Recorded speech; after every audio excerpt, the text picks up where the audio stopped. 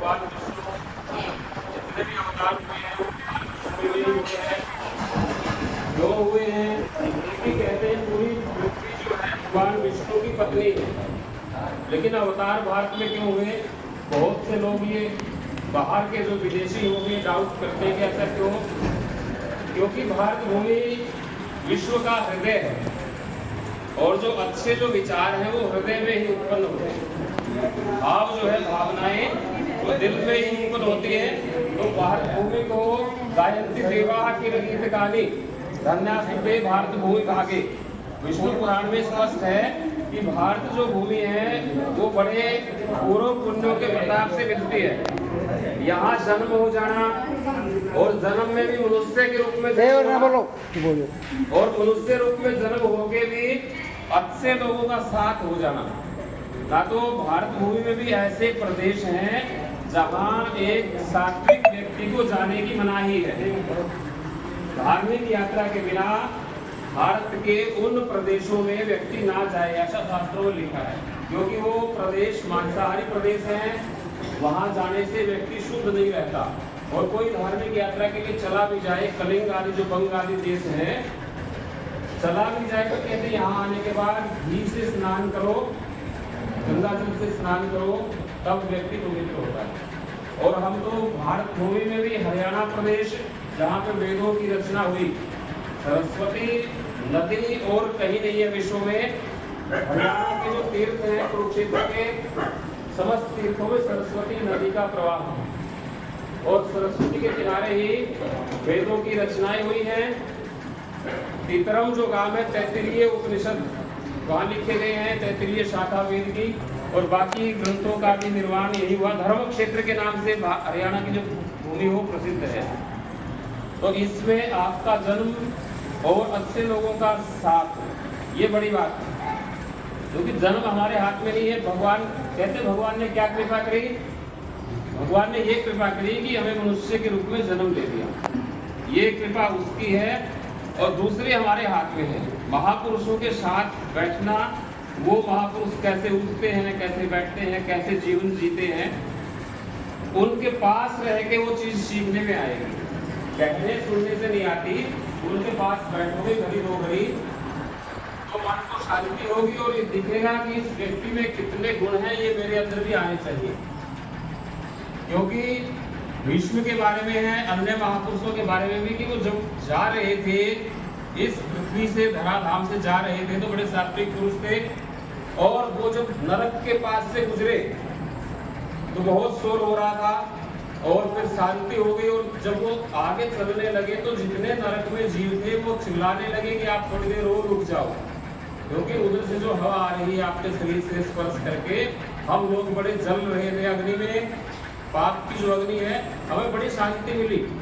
आप 2 घड़ी और ठहर जाओ यहाँ। तो इतनी शांति संत व्यक्तियों के साथ बैठने से व्यक्ति को मिलती है। और रोटी कपड़ा और मकान की चिंता में तो आदमी जीवन के शुरू से अंत तक लगा ही रहता है। लेकिन भगवान का जो स्मरण है, जो नाम है, और भगवान का जो स्वरूप चिंतन है, भगवान की जो कथाएं हैं, वो सुन करके हम उनको धारण करके जीवन से पार हो सकते हैं।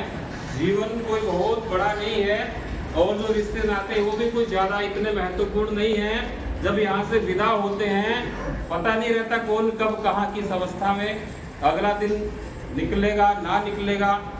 और हम ये सोचे कि बूढ़े होकर के हम भगवान का भजन करेंगे, ऐसा नहीं होता। क्योंकि आदत हमें शुरू से ही बनानी पड़ेगी। ध्रुव की कितनी उम्र थी? ग्रंथों में कथा आती है। प्रहलाद की कितनी उम्र थी? छोटी उम्र में ही वो ईश्वर को प्राप्त कर गए। तो उसकी कोई उम्र नहीं है और अनुकूल समय मिलेगा। लड़का नौकरी लग जाएगा, बहू आ जाएगी, जब भजन करेंगे, जब व्रत करेंगे, जब यज्ञ करवाएंगे, तो ऐसा अनुकूल समय आएगा भविष्य में। ऐसा सोच करके अगले दिन पे टालना सही नहीं है। जिसको जैसा समय लगे वहीं से शुरू कर दें। क्योंकि ईश्वर की ओर जो गति करनी है हमें, तो जहाँ जिस भी अवस्था में है धन्यवाद दे भगवान का और वहीं से शुरू हो जाए। मन में मन का जब चलता रहे, भगवान का स्मरण होता रहे।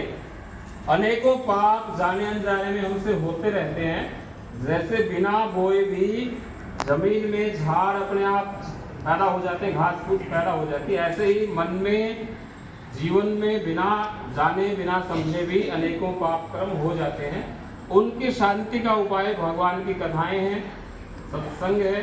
तो आप लोग सौभाग्यशाली हैं कि इन यात्राओं में शामिल हुए, क्योंकि भगवान के लिए लिखा है कि चींटी के पग पायल बाजे वो भी साहिब सुनता है। छोटी सी चींटी है, उसके पाँव में पायल बांध दें और उससे कितनी आवाज़ आएगी, थोड़ी सी आएगी, लेकिन ईश्वर उसको भी सुनता है। तो आपकी हर गति हर कर्म को वो नोट रहता है और फिर पूछा भी जाता है कि आपने क्या किया, पूरा जीवन कहाँ लगाया, किस चक्कर में, और गए थे क्या करने। गर्भावस्था में थे जब उल्टे लटके हुए, तब भगवान को याद कर रहे थे कि हमें निकालो, मैं आपका भजन करूँगा, और पूरा जीवन लगा के फिर जाते हैं तो जवाब भी देना पड़ता है। तो जीवन कैसे सुधरे, उसके लिए भगवान धराधाम पे अवतरित हुए हैं। और ये भगवान राम की जो कथा है वो मर्यादा नहीं बंधेगी जब तक समाज में जो जीवन है वो मर्यादित होना चाहिए। वो कैसा था भगवान का जीवन, उन्होंने कैसा व्यवहार किया किस किस के साथ, ये मान के चले कि जितने भी पशु पक्षी थे भगवान का उनसे कितना प्रेम था, जितने प्राणी थे उनसे कितना प्रेम था, माता पिता के प्रति कैसा फर्ज उन्होंने निभाया, भाई भाई का प्रेम कैसा था उनका, वो सारे के सारे संत ग्रंथों में लिखी हैं। और हरि की अनंत कथाएं, 10 अवतार मुख्य हैं, 24 अवतार हुए भारत हुए, उन सब की कथाओं से हम अपना जीवन कैसे सुधारें।